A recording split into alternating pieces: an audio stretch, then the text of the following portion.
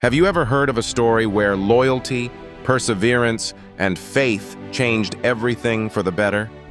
Today, I want to share with you the incredible story of Ruth, a story that has captivated people for generations and carries a timeless message, even in our modern world. Let's set the stage. We go back thousands of years to the land of Moab. This story begins with a man named Elimelech, his wife Naomi, and their two sons. Facing famine in their homeland of Bethlehem, they made the difficult decision to leave and relocate to Moab in search of better opportunities. A move like this wasn't easy.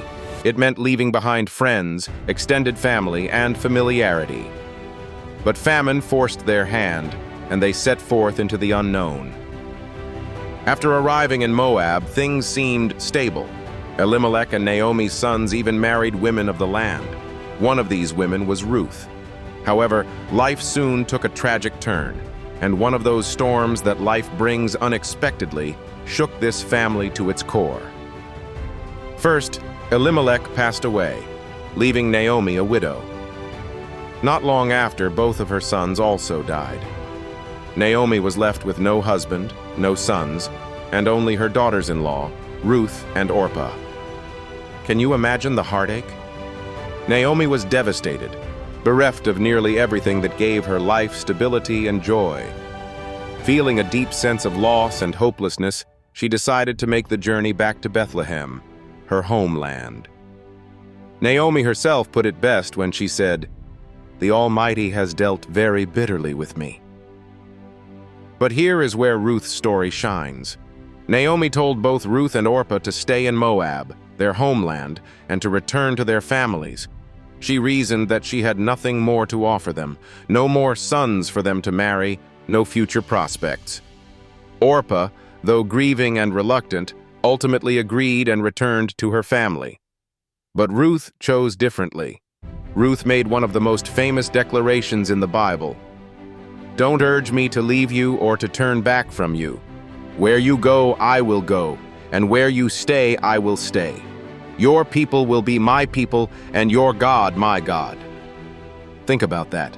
Ruth had every reason to stay behind. Her family was there, her homeland was there, and the odds of finding a new husband in Israel were slim to none since she was a Moabite.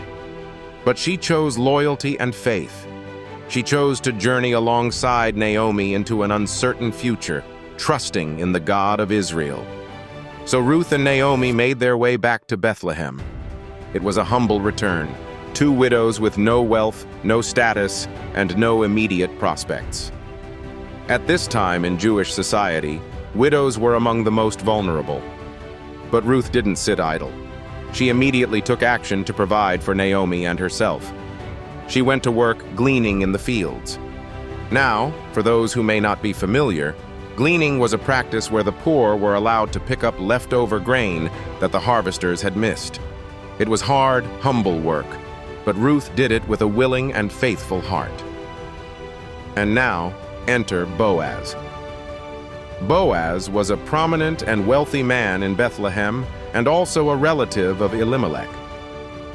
One day, as Ruth was gleaning in his fields, Boaz noticed her. He inquired about her and learned of her incredible loyalty to Naomi. He was deeply moved by her character and faith. Boaz instructed his workers to leave extra grain behind for Ruth to gather and invited her to eat with them during meal times. Boaz declared to Ruth, "May the Lord repay you for what you have done. May you be richly rewarded by the Lord, the God of Israel, under whose wings you have come to take refuge." Over time, Naomi realized that Boaz could play a significant role in securing a future for both herself and Ruth.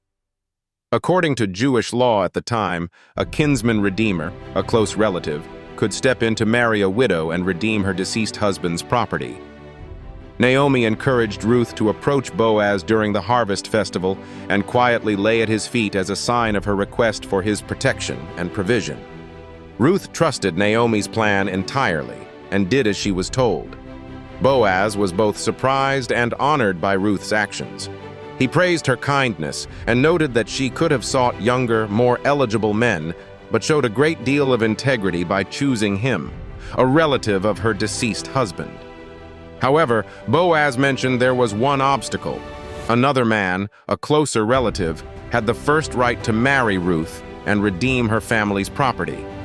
But Boaz was determined to do the right thing. The next morning, Boaz met with the closer relative and gathered witnesses at the town gate. He presented the situation, and when the other relative declined the responsibility, Boaz gladly stepped in to marry Ruth. The townspeople blessed their union, praying that Ruth would be like Rachel and Leah, the women who helped build the house of Israel. And so, Ruth and Boaz were married. But the story doesn't end there. Ruth and Boaz had a son, Obed, who became the father of Jesse, who in turn became the father of David, Israel's greatest king. And if we go even further down the line, centuries later, from the lineage of Ruth and Boaz came Jesus Christ, the Savior of the world. Isn't it incredible how Ruth's obedience, loyalty, and faith impacted not just Naomi, not just Bethlehem, but the entire course of human history? Ruth's decision to follow Naomi, her willingness to trust in a God she was just beginning to know, and her incredible work ethic led her to a life of significance and legacy. So, what can we learn from Ruth's story?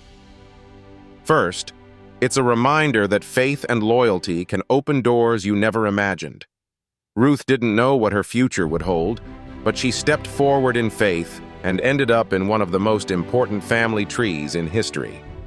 Second, Ruth's story teaches us the value of work and initiative. Instead of sitting back, she worked hard to create opportunities and provide for her family. Lastly, and perhaps most importantly, Ruth demonstrates the incredible power of love and loyalty. In a world that can often feel divided and uncertain, her actions stand as a timeless reminder of what it means to truly care for another person. So I ask you, how can you live out the lessons of Ruth in your own life? Maybe it's in being more loyal to those you love. Maybe it's taking a leap of faith in a difficult situation. Or maybe it's simply choosing to trust in God's plan even when you can't see the whole picture.